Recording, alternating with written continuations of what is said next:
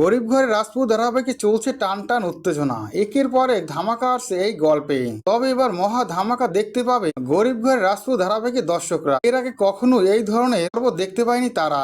একটি পর্ব আসতে চলেছে, চলুন তাহলে সেই পর্বটি সম্পর্কে আমরা জেনে নেই। গরিব ঘরের রাজপুত ধারাবাহিকটিতে মেঘলা মা হতে যাচ্ছে। মেঘলা সিদ্ধান্ত নিয়েছে অনিককে সে কিছুই জানাবে না।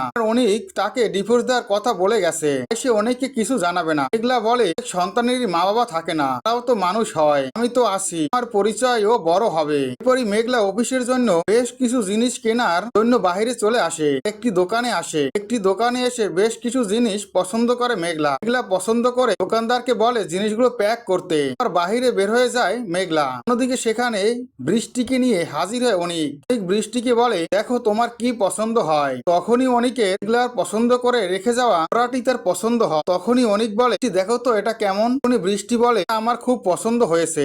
সাথে সাথে দোকানদার বলে বিক্রি করা যাবে না, একটু আগেই বিক্রি হয়ে গেছে, এটি প্যাকেট করছি। কথা শুনে অনিক দোকানদারকে বলে আপনার কত টাকা লাগবে আমাকে বলুন, আমি আপনাকে দেব। তো আমার স্ত্রী এটা পছন্দ করেছে, আমি এটা নিয়েই যাব।